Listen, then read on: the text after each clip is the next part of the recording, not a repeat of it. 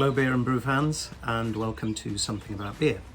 Today it's a quick video, a quick intro actually into a box of beer I ordered from a new brewery to me actually, a new Bristol Brewery, husband and wife team, and they've been on the go for about 10 years now, started in 2013, and yeah, you've guessed it, they're from Bristol. So new brewery to me, as I said. I'd not come across this brewery before, and I saw it in my options for my next box of beer, so I thought, why not? Always like trying new breweries and trying them out. So I received eight mixed beers, all 440 ml cans from Bruiser. Actually, this is only the second box I've got from that subscription company that I started with, so I'm going to reserve judgment on them and do a post at some point as well during the next few months as that experience increases with more beer that I get. So let's get into the beers. I'm just going to show the beers and read a little bit about the beers today, and then over the course of the next few weeks I will try them and do separate videos on each one in terms of tasting notes and that kind of thing. The first thing is a confession. Yeah, I couldn't wait. I actually tried this one already, so no spoilers, so you'll have to wait to the tasting video on that, but if you don't tell anyone, it was very good, so we'll come back on that one. This is actually Ruby, which is an extra Ruby mild at 6.5%, so a nice strong mild there. Tastes raisin, warming and malty, and it uses Bullion hops. Bullion is a British hop that I haven't had a lot of experience with in beers or even brewing actually, but it sounds nice. It has blackcurrant and spice in it apparently, so I think that will go well with that beer. So I will come back to you on that. That's actually a co-brew with the Stockholm Brewing Company actually as well. So that's the Ruby. The next one sounds very nice, absolutely delicious. Cinder Toffee Stout.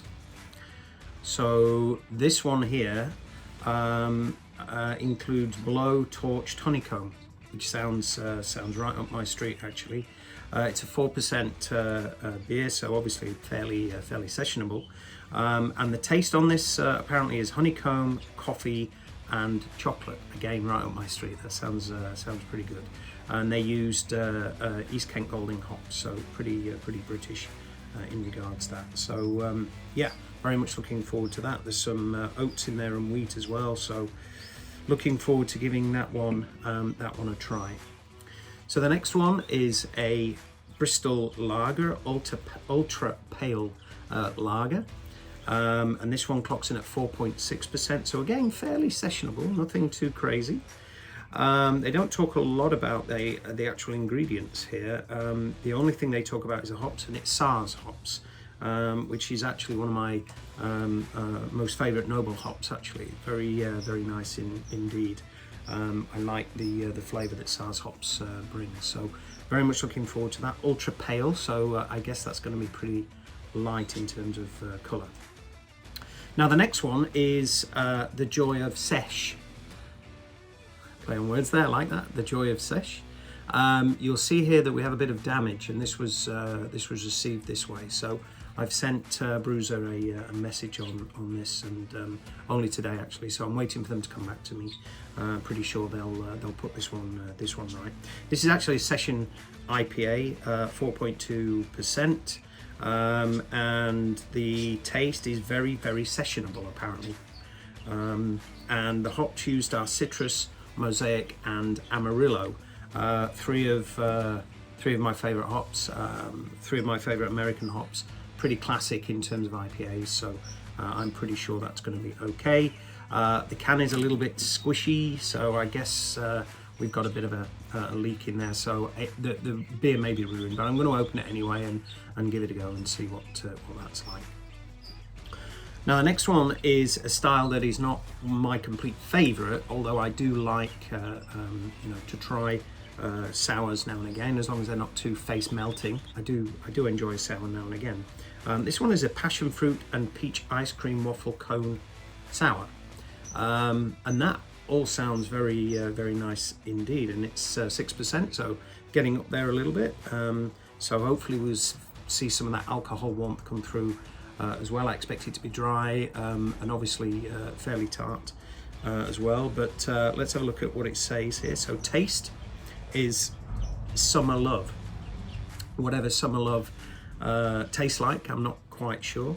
Then it says hops, passion fruit, peach, waffle cone and vanilla. Maybe there's a typo there, but it doesn't really say anything else about the hops. But the write-up in terms of the flavors sound quite nice. It talks about passion fruit and peach and vanilla notes and everything else. So yeah, that actually sounds pretty good, as long as it's not too sour for me. But I know my wife will probably love that. She enjoys sour beers more than I do. So I guess we'll have to share that one. So the next one is a beer called Duvet-Vu, another play on words, which is pretty cool. This is a New England Pale Ale, and at 4.8% there, and the taste here is soft as a duvet.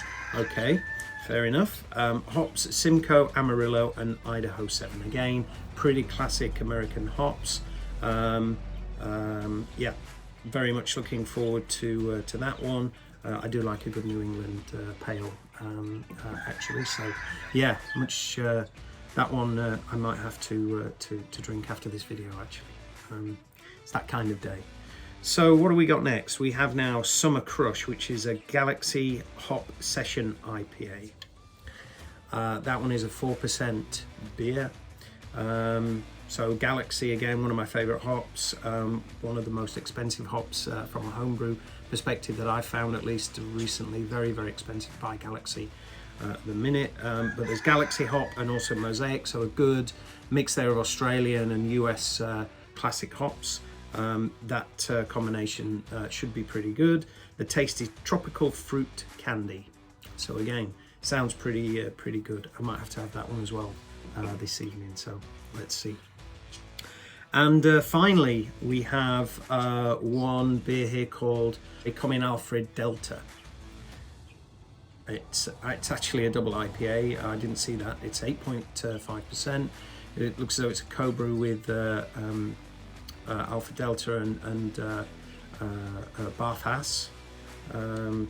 So let's see what it says here. It's a little difficult to read here because of the text, but the taste is Intergalactic Hop Bomb. Sounds pretty good. There's SARS Lupamax, there's Laurel Lupamax, there's Citra Lupamax, there's Equinox Lupamax, Galaxy and Enigma. Yeah, wow. Okay, some big bold hop flavors in this one, I'm sure. Yeah, very much looking forward to actually all of them. And as I say, New Bristol Brewery is a new one on me, so yeah, I'll give them each a go. Record some of the tasting sessions. Incidentally, in the box as well, I got a nice postcard here, which is pretty funky. A nice thank you card there from them.